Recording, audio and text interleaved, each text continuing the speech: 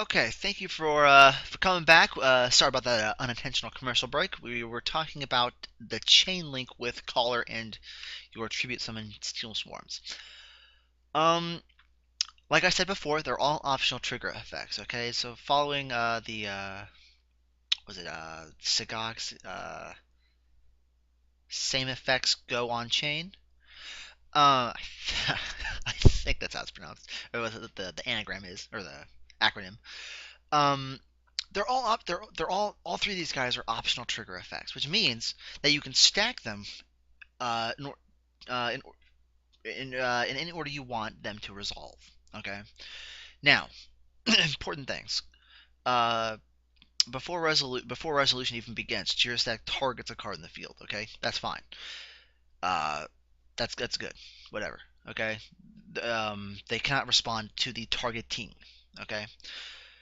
But what you can do is you can stack your triggers um, with Caller at Chainlink 2 and Stack at Chainlink 1. Now, what this is going to do is this forces them to have to respond at Chainlink 3 and not at Chainlink 2 like they would normally want to. All right, because you cannot introduce new effects into a chain that is resolving. So after Caller has resolved, not activated, but resolved, your chain is now resolving. And they can't respond at that point. They can't go, oh, I'm going to do torrential now. They can't.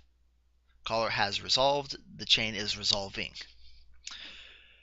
So Jirstag will get his pop up. And also, that being said, Jirstag is going to get his, unless he's like summon negated, like by warning or something, uh, Jirstag's effect is always going to go off regardless of what happens in the field because it's always going to resolve. So they torrential, excuse me, they torrential, you gain 1,000 life points.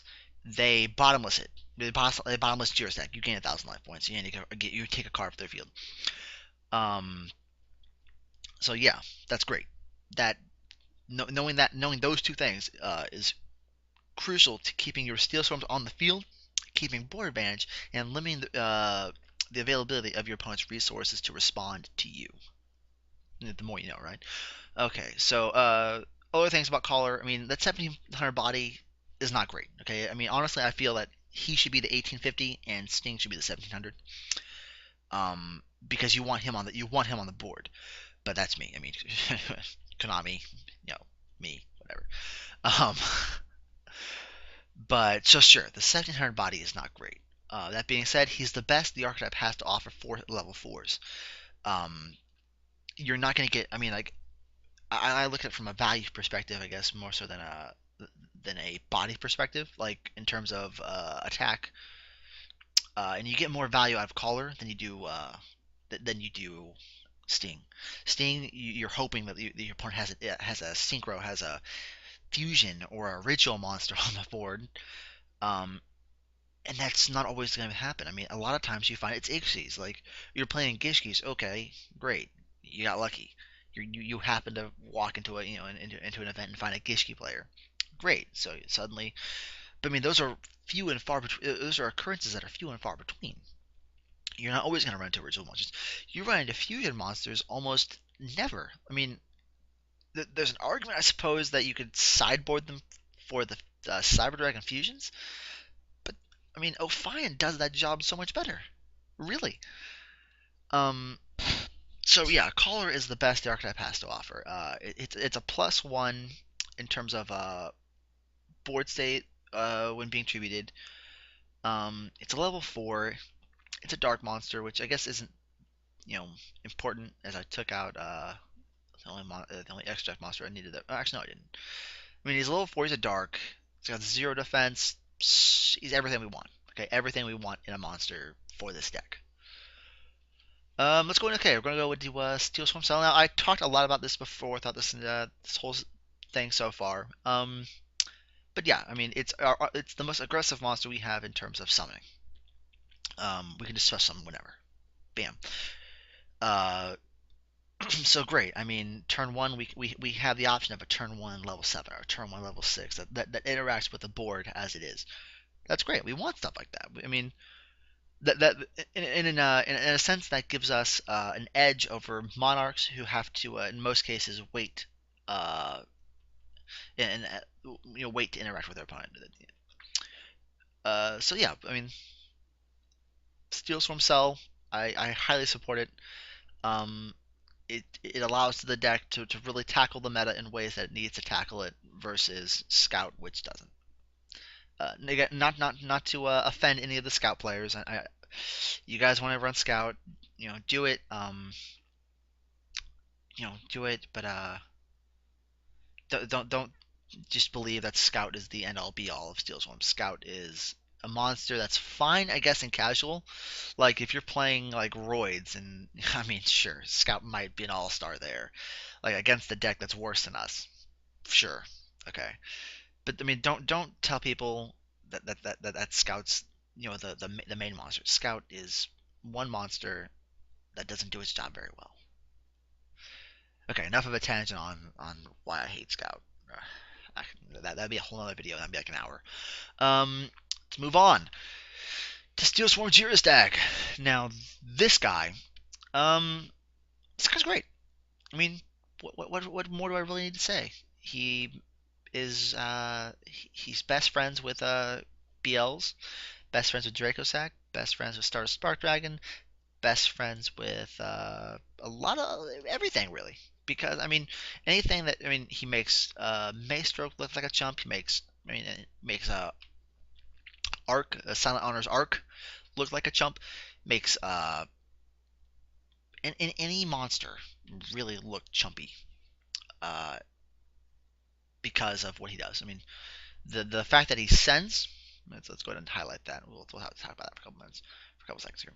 The fact that he sends the target to the graveyard is fantastic because I mean, there's so much anti-destruction in the meta, or it's either in the meta now or it will be coming up, that we want stuff like that. We want that to go down.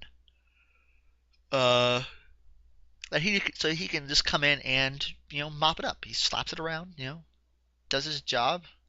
You know, what can we say? He kicks ass and takes names. Yeah, that's what he does. So yeah, you run him at 3, and you never ever feel bad about doing it. One of the few like outside of monarchs who pretty much reward you for whatever. I mean, sure, we all know about monarchs. He's one of the few tribute monsters in the game where you run him and you feel good because you're always coming out ahead with Steel Storm Deck. All right, let's move on to Moth. Moth is often compared to Mobius. They have similar effects, very different, but similar. Um, Stats are about the same. I mean, Mobius might as well have 0 defense because I mean, a lot of monsters these days can take out a defense position Mobius. So, stat wise, they're almost the same. Um, the only difference between them is that Moth is the stronger of the two effect wise. All right, Moth is going to interact with the board regardless of what's going on. All right. Oh, you've got 2 monsters and no back row. Well, I'm just going to bounce the monsters and punch you right in your face. You know, you got you got 2 Ixies monsters. Well, I'm going to go ahead and get rid of them. I'm going to slap you in the face. So there's that. Okay. Um, Steel Swarm Moth. Uh, Again, it's another perfect anti-meta call for this deck. It's the second best tribute monster in the archetype, and the reason we don't run 3 is because 3 isn't consistent. You run 2 because, I mean, on DN, sure. I mean, we all have horror stories of the anti-shuffle of the shuffle system. Nothing's more fun than opening up a Jirastag, 2 Moth, an Infection, and a Warning, or I don't even know a skill prisoner. Nothing is more fun, right? Right? We've all been there. Um, so I mean, these are the most consistent numbers as far as the tributes go. All right. So yeah, you run 2 Moth, and I mean, you almost never feel bad about it either. Also, banished, torrential, Bible trap hold, torrential, compulsed. The effect goes off. Keep that in mind. That's huge. All All right, so those are the monsters. Let's go into our spells and traps. Okay. All right, so Book of Moon. It's a great anti-meta call. In terms of like Fire Fist, Boojins, I guess even Mermails. I mean, Mermails are gonna get their effects off regardless. Meta call. I don't know. Like it hoses a lot of decks. Trying to think about the deck. Um, yeah, actually, it slaps zombies around, kind of, sort of. Um, but yeah, that's about it. It's just a universal meta call, really. It slows down those decks. It prevents Bear from doing his thing. Prevents Yamato from doing his thing. I mean, that's really it. Dark Hole. Do we really need to say anything about Dark Hole? I mean, obvious stables are obvious. Yeah, I'm gonna leave it at that. I mean, you're probably like if you're looking at this, you're probably going like Dark Hole. I have it. Okay. All right. Three Infestation Pandemic. Now, um, yeah. So apparently Forbidden Lance is good. So I mean, I guess no one. I guess Konami was like, well, I guess a blanket lance would be better. How we limit it? Oh, we give it to a archetype and a sub archetype like Evil Swarms and Steel Swarms. So yeah, there's that. Um, yeah, I don't really know what else to say about this. I mean, it's great. It's honestly it's great. Yeah. So you run three. Run three mainly because it's searchable, but we'll talk about that in a little bit here. Three MST. Aside from Geostag and Moth, uh, handling the board, we don't really have a way to handle the board outside of them. So I mean, we need the Mystical Space Typhoon to clean up the board before they get there, in case we don't have Infestation Pandemic. We want that. Like we want the board as clean as possible before they get there, so they can mop up and take care of anything left behind. So yeah, we run three MST. Um. Okay, one reinforcement of the army, and that I mean like I have five warriors in the deck. Okay. Um. I mean, caster is this gives me another way of searching up an early caster if I need it. Um, also lets me if I want it, I can search up Dark Grepher and go for some plays up that. So I mean, it opens up. It gives me yet another searcher for the deck.